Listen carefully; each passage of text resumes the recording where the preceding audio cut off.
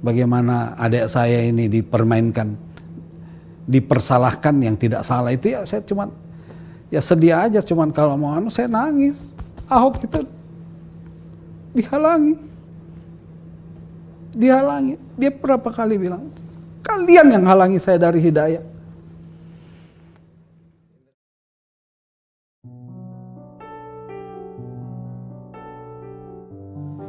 Ya iya, dia itu orang yang sebenarnya gimana ya? Dia banyak sakit hati, kecewa sama oknum orang Islam. Dilaranglah masuk masjid. Mana ada larangan orang non muslim masuk masjid? Nggak ada. Adabnya dia harus ikuti siapapun. Ya dilarang, kesian dia udah bangun masjid dilarang, kecewa melulu, dikecewain. Saya disuruh nih sama orang, bilangin dong adek lo, bilangin gubernur, bilangin si Ahok begitu. Kenapa dia larang SOTR, sahur on the road? Saya juga nggak ngerti kan, walaupun SMA saya juga suka konvoy malam-malam. Terus apa itu sahur on the road? Akhirnya saya datang ke beliau. Saya datang, anehnya baru pantat saya duduk gini, peka. Itu sahur on the road nggak ada contohnya tuh dari Rasulullah. Masa anak gadis keluar rumah tengah malam nggak sama muhrimnya? Masa dia keluar dia kasih makan orang belum tentu puasa, dia sendiri nggak puasa kali. Dia atas nama bermaksiat atas nama agama, nggak benar tuh Kak. Gitu. Saya lihat ini gimana ya? Apalagi soal masjid. Nauzubillahi min dzalik.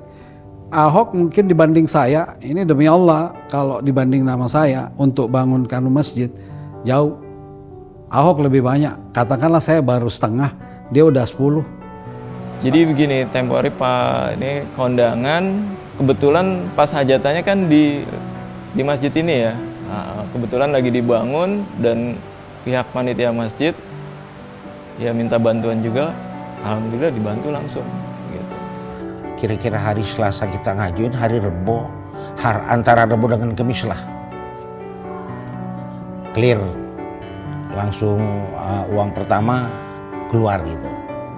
Iya, hitungan cepetnya karena kan ini kan bukan era PBD, ini uang pribadi. Jadi sewaktunya pas lagi tutup anggaran atau gimana tetap berjalan pembangunan masjid ini.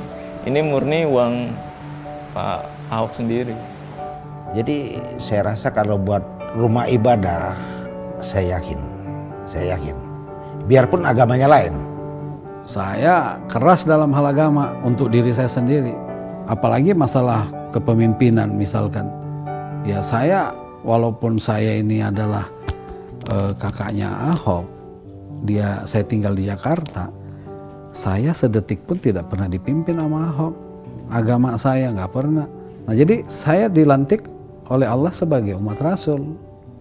Kalau Ahok dilantik oleh manusia sebagai gubernur. Jadi bukan kepemimpinan itu, makanya gubernur itu ya gubernur, bukan pemimpin. Pengurus dia, pengurus administrasi. Itu di mata saya.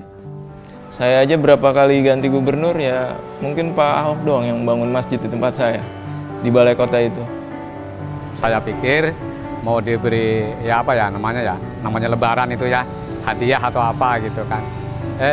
Katanya dapat hadiah bukan hadiah duit, tapi akan diumrohkan. Ngurusin punya paspor, punya, saya bilang, beli dah, kamu ngurusin paspor semuanya gitu. Girang banget dah pokoknya. Ya saya waktu itu pernah tanya ke travel gitu kan, ini apa namanya, kelas mana nih yang buat umroh marbot ini? Kata travel itu yang paling mahal katanya di travel itu gitu. Dan di sana kita ditempatkan di bintang 5. Ya kita yang nggak mungkin istilah secara syariat gitu kan, tiba-tiba sudah ada di Masjidil Haram, kita bisa lihat Ka'bah, bisa megang Ka'bah gitu kan. Dia bagus kerjanya, saya akuin bagus kerjanya, semuanya bagus, cuman karena omongan dia, semoga dia dapat hidayah dah dari Pak, itu dapat hidayah dari Allah dah, gitu saya kepengennya. Dapat hidayah dari Allah, dapat kesabaran dah. Cobaan dia ini kan malam itu. Kalau orang yang perhatian kepada marbot ya maksudnya kepada ya umat Islam ya, apakah mungkin dia menistakan agama gitu, agama Islam gitu kan ya. Fabima rahmatin minallahi linta wa kunta fazzan galisal qalbi lan fadu haulik fa'fwan wastaghfir wa syawrin fil amri fa iza asamta fatawakkal 'alallahi innallaha yuhibbul mutawakkilin. Berkat rahmat Allah jualah kamu dapat bersikap lemah lembut pada mereka. Janganlah kamu bersifat kasar dan berhati panas pada mereka. Tentu mereka akan lari menjauh darimu. Maafkanlah mereka. Mohonkan ampunan Allah atas mereka. Musyawarahkan segala sesuatu dengan mereka. Apabila kau telah berbulat tekad, maka bertawakal. Ini perintah.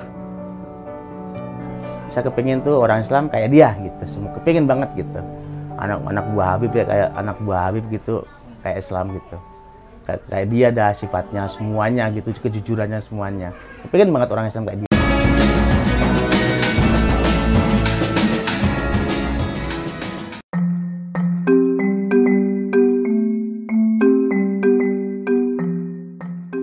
Nggak mungkin kan, dia lagi mau calon jadi gubernur DKI.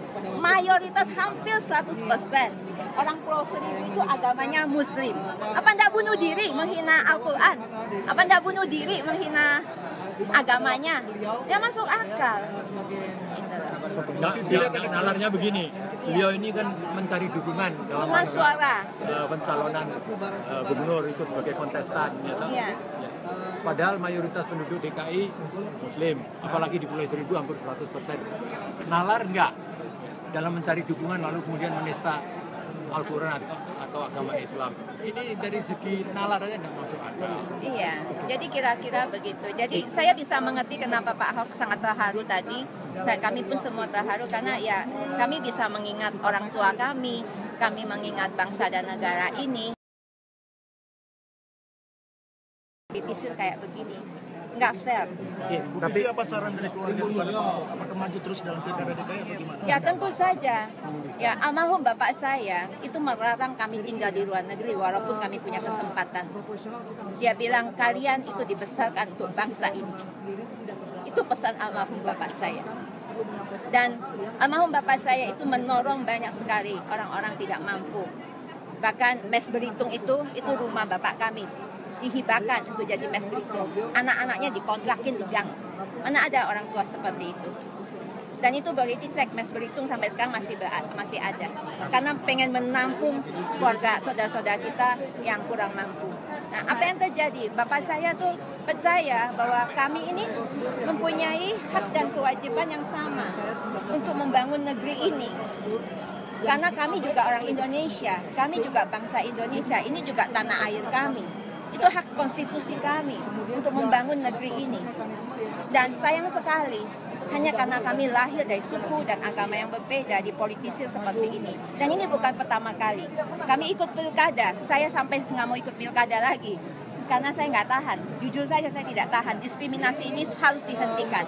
Sudah waktunya dihentikan. Setiap kali pilkada pasti dikeluarin ayat-ayat demikian. Berarti Pak Ahok termasuk orang yang tegar atau gimana karena berkali-kali ketersian? Ya karena dia benar-benar dipesanin almarhum bapak saya. Bantulah orang tidak mampu. Bantulah orang kekurangan, bantulah rakyat kecil. Karena kalau kami jadi pengusaha, Pak Ahok hanya bisa bantu sedikit orang. Tetapi kalau dia di pemerintahan, dia bisa membantu banyak orang. Respon keluarga terhadap proses hukum yang tengah berjalan sejak ditetapkan oleh kepolisian sebagai tersangka dan juga kembali dilimpahkan ke pengadilan. Ya. Sekarang proses peradilan tengah berlanjut.